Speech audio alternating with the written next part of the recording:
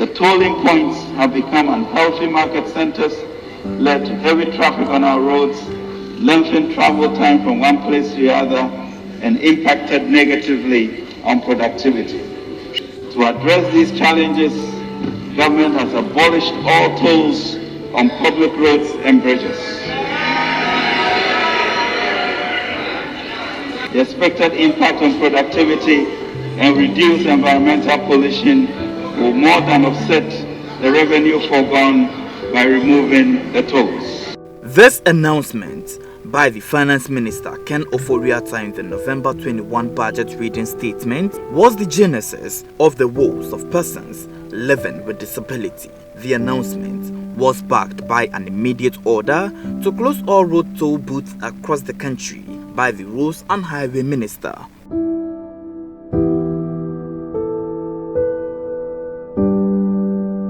Eight months after the abolishment, these PWDs only received 2 months of their salaries, despite government's promise to provide them a monthly allowance and an alternative decent work. Life for these PWDs have since become unbearable as they are unemployed and have no source of income.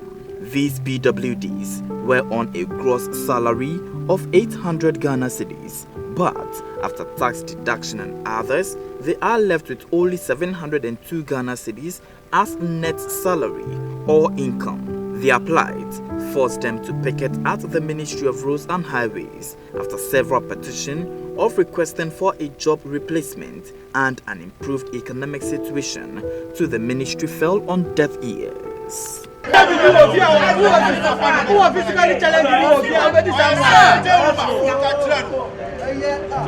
In fact, it's a very big blow to us. How about 4 children as I'm speaking to you? In fact, when you come home, it's a hell. There's nothing to. Sometimes our children are not able to go to school. They are in a home. They can't get money to go to school. In fact, it has become a big problem to us now. And now that's why we are here. We want the minister to come to our aid to speak for us, because in fact it is too bad for us. Life is very, very unbearable for us as persons who were out of the toll work. And we are not able to cope with it. That's why we are here to let the minister know that the promises that he gave, we are in for it. You have children? I have 2 children. How do you take care of them? It's not easy. As I'm talking to you, they are not going to school. So we are pleading with the sector minister. As he said, he has heart for persons living with disability. He should prove it. We are pleading with him to open the toll for us so that we'll go and work there. If there's no toll, then there should be an alternative work for us to go and do. That is what we are pleading from him. We're waiting on the sector minister. We came here around 6:30 early in the morning. He's been giving us a lot of promises. But as if picketing was not enough to meet the sensitivity and compassion of government, these PWDs, with their clutches and disabilities, shamefully demonstrated on a rainy Tuesday, July 5, 2022, where Accra experienced another flood. Yet, they demonstrated from the Accra Sports Stadium to the Flagstaff House.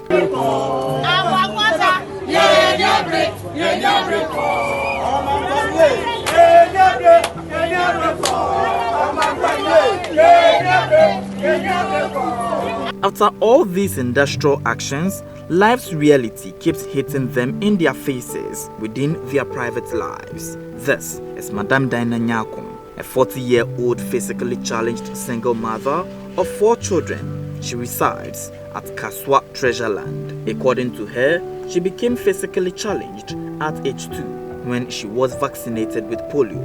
She became deformed and later lost her parents who supported her at a younger age.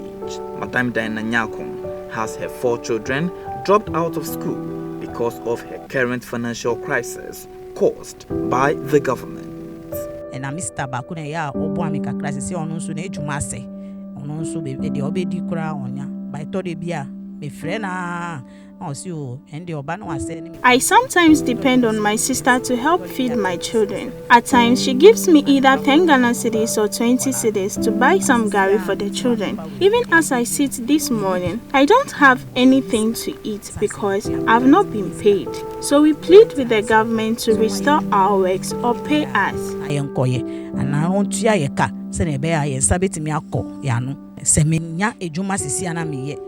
I'll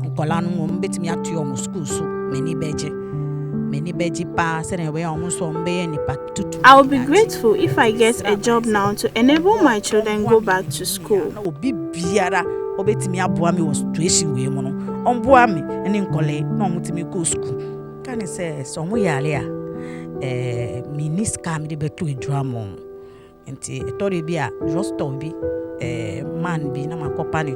Sometimes when they are sick, I take medicine on credit from one pharmacy. But as I talk, my debts are many that the pharmacist doesn't want to give me medicine again.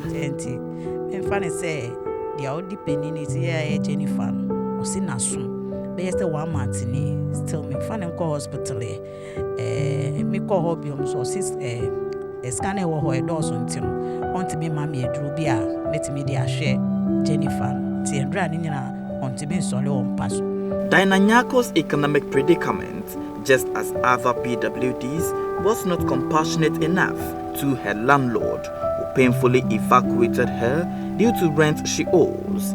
According to her, it took the intervention of this 78-year-old man, Baba Sulemana, who offered her this single room to live with her children in the interim.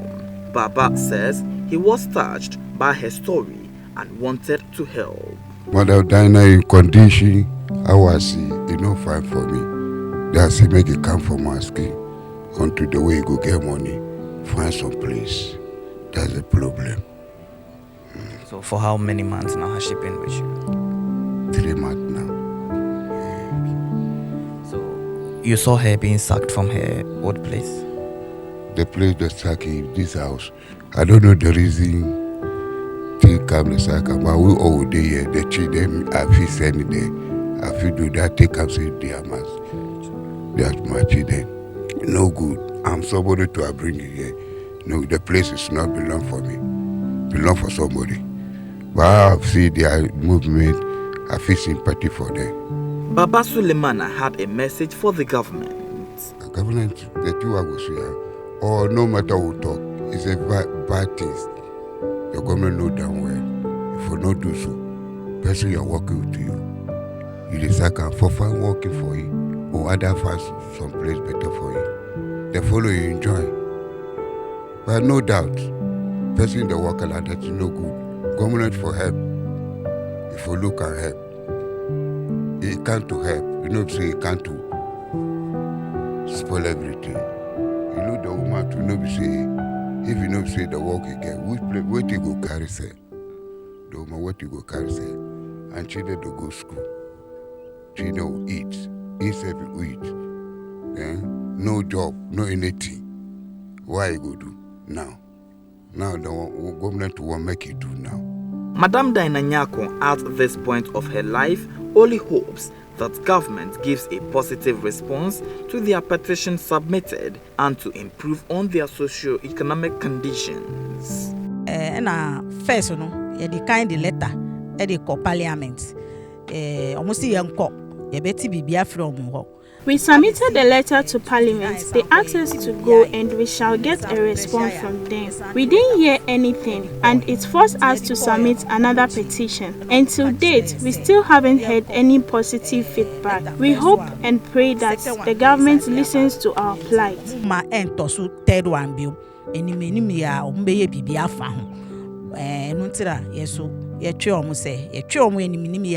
no mu ye bibi fa ho mai se na be ya ensa betimi akoya no se na be nya ye benya bibi ada se na be ya ye nkola no so betimi akọ school enti me sre no so situation we mu ade o ma ye dwuma na ye free sa situation enye me nko me nua disable phone ni mu ni nyina o mo bre ankasa o mo bre nyina ye bre. You have 4 children. How is your husband relating to this particular condition? My husband dear, a very long story, mommy. My husband's story will be a very long story because some men are irresponsible, so I would only classify myself as a single mother. Obi be for say bia opel. Oni ne wu baako mienu miensa. Ohun say bia ebia bibi kakra na say bibi ne no answer wapeni baby afa. Enti me pese me kɔ hɔ no side too much. Enti me single mother. Me ana me hwe nkola no school come bibia.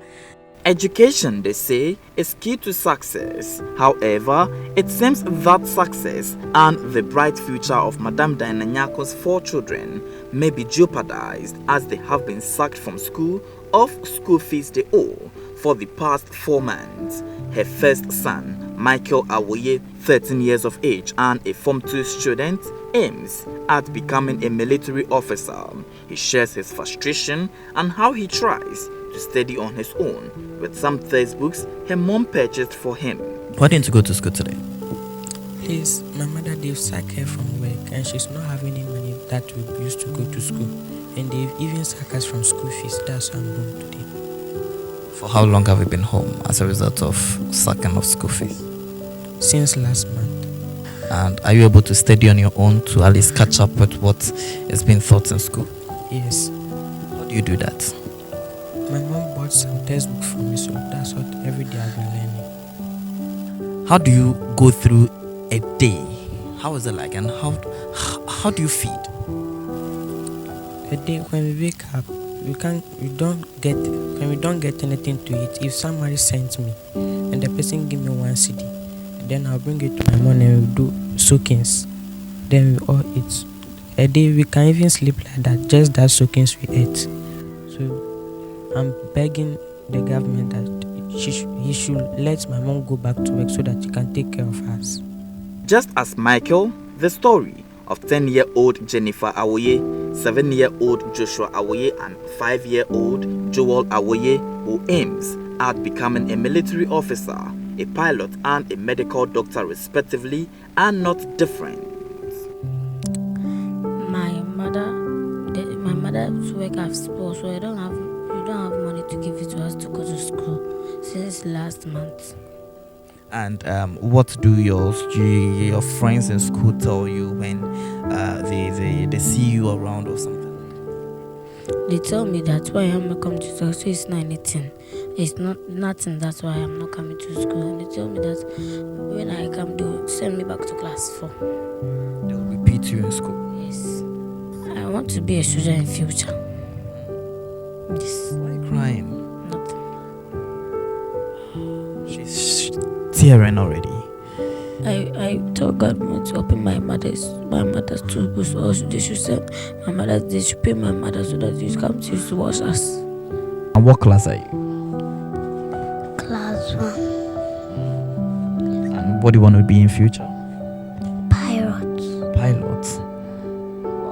Why not in school today? Why did you need to go to school? Because my mother don't have money. Okay. And you too? What's your name and what do you want to be in future? I want to be a doctor. You want to be a doctor? So why not in school today? My mother don't have money to send us to school. Okay. For how long have you been home? 3 months. Okay. So there you go. There you've heard it for yourself. A pilot, a doctor, and 2 military men in the house of Madam Diana. These are intelligent children that they are indeed the future of Ghana. However, this particular future that they dream of can be jeopardized as a result of government scrubbing off toll booths at the moment.